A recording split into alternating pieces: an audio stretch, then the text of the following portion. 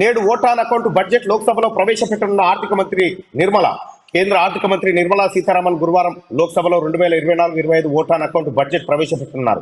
మరికొద్ది నెలల్లో లోక్సభ ఎన్నికలు రానున్న నేపథ్యంలో కేంద్రం ఓటాన్ అకౌంట్ బడ్జెట్ ను ప్రవేశపెడుతుంది. లోక్సభ ఎన్నికలు పూర్తయి కొత్త ప్రభుత్వం ఏర్పడిన తర్వాత ఓటాన్ అకౌంట్ బడ్జెట్ కు మార్పులు చేసి పూర్తి స్థాయి బడ్జెట్ పెడతారు.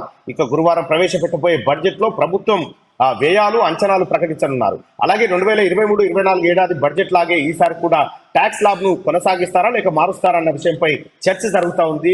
ముఖ్యంగా వేతన జీవులు ఎదురు చూస్తున్నటువంటి ఒక అంశం ఏంటంటే ఈసారి బడ్జెట్ లో ఇన్కమ్ ట్యాక్స్ స్లాబ్ ను పెంచుతారా, పెంచితే కొంత వేతన జీవులకు మంచి జరిగేటువంటి అవకాశం ఉందనేటువంటి ఉద్యోగస్తుల ఎదురు చూపులు. అయితే ఈ ఓటాన్ అకౌంట్ బడ్జెట్ పూర్తి స్థాయి బడ్జెట్ కాకపోయినప్పటికీ ముందు పార్లమెంట్ ఎన్నికలు ఉన్నటువంటి నేపథ్యంలో తాత్కాలికంగా ఓటాన్ అకౌంట్ బడ్జెట్ ను పెడతా ఉన్నారు. ఇక్కడ బడ్జెట్ అంటే మీ అందరికీ తెలుసు, బడ్జెట్ అనే పదం భోగట్టే అనేటువంటి ఒక ఫ్రెంచ్ పదం నుంచి వచ్చింది.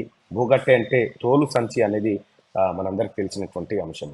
ఇక్కడ లోక్సభకు సంబంధించినటువంటి ఓటాన్ అకౌంట్ ఇవాళ ప్రవేశపెట్టబోతా ఉన్నారు. నిర్మలా సీతారామన్ గారు ఆరోసారి ఈ బడ్జెట్ ను ప్రవేశపెట్టబోతా ఉన్నారు. అయితే ఇక్కడ మన తెలంగాణ బడ్జెట్ విషయానికి వస్తే కేసీఆర్ చేసినటువంటి మోసాన్ని వెలుగు పత్రికలో 3వ పేజీ 4వ పేజీలో కనిపిస్తుంది. మీరు చూస్తే 2,80,000 కోట్ల రూపాయల బడ్జెట్ అని కేసీఆర్ పెడితే దాంట్లో జరిగిన మోసం ఏంటంటే 9 నెలల కాలంలో వచ్చింది ఎంత అంటే 1,60,000 కోట్లు మాత్రమే వచ్చింది.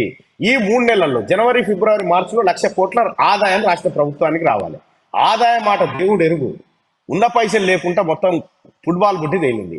కాబట్టి కేసీఆర్ పెట్టింది తప్పుడు బడ్జెట్ అని కాగ్ బయట పెట్టింది మాట. తీన్మార్ మల్లన్నను లేకపోతే మిర్యాలగూడ జనము మా అర్జున ఎవరో బయట పెట్టింది కాదు, ఇది కాగు బయట పెట్టినటువంటి లెక్కలు ఇవి. 3వ పేజీలో ఉంటుంది, కావాలంటే చూసుకోండి.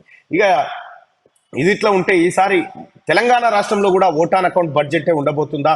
కేంద్ర ప్రభుత్వం పెట్టిన బడ్జెట్ తర్వాతనే తెలంగాణ రాష్ట్రంలో బడ్జెట్ పెట్టే అవకాశాలు కనిపిస్తా ఉన్నాయి.